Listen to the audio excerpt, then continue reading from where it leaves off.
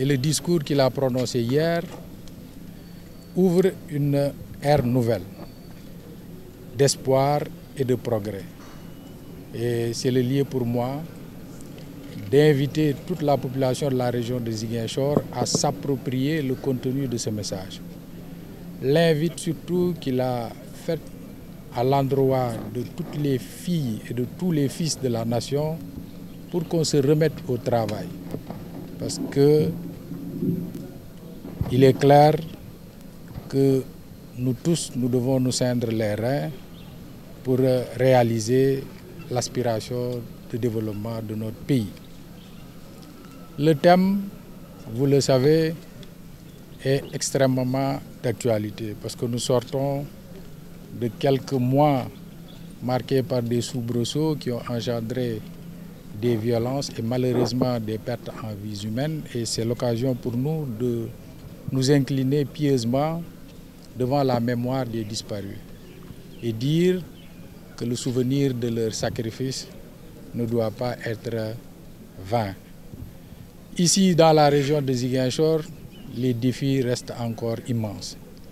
Il s'agira, dans le cadre de cette nouvelle ère, de parachever particulièrement le processus de paix qui, comme nous le savons, a franchi des pas significatifs avec bien entendu l'accord historique de Mongon, suivi par une cérémonie d'incinération des armes.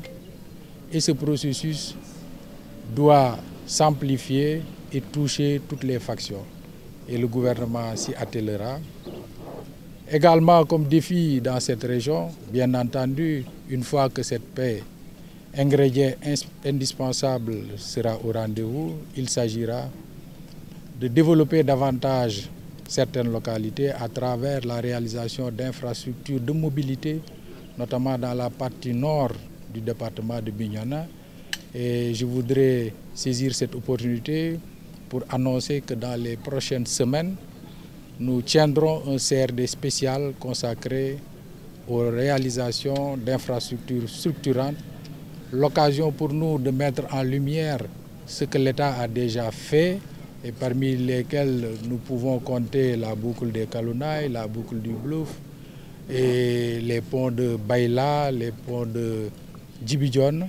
Bien entendu, l'occasion sera également saisie pour recueillir les attentes des populations, particulièrement des élus, en termes de pistes nouvelles à faire, en termes de routes à réhabiliter.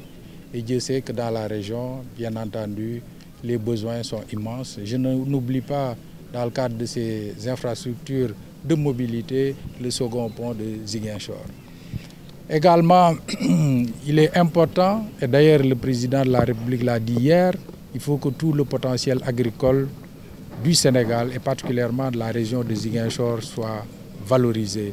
Et dans ce sens, nous avons déjà entamé un travail avec les services du ministère en charge de l'agriculture pour que les zones jadis utilisées comme terres de culture du chanvre indien puissent être valorisées à travers des cultures de substitution et offrir ainsi aux jeunes des opportunités d'emploi décents.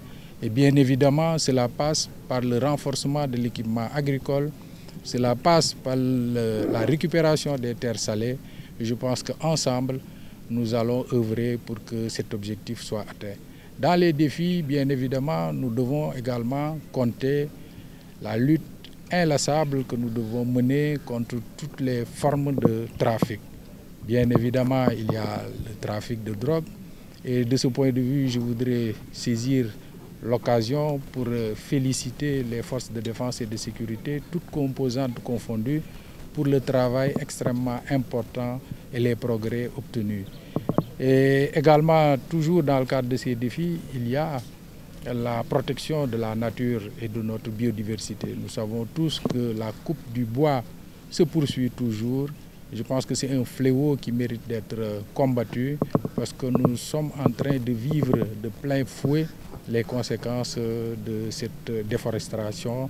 Et d'ailleurs, dans les défis, il y a nécessairement l'impérieuse lutte contre l'avancée du trait de côte qui, comme nous le savons, est en train de menacer dangereusement des infrastructures vitales dans le cadre économique. Je pense notamment au quai de pêche de Kafountine et d'autres localités qui sont menacées par l'érosion côtière. Je voudrais également profiter de cette occasion pour inviter la jeunesse, force vive de notre région, à se remobiliser, à se remettre au travail et surtout à développer un esprit citoyen.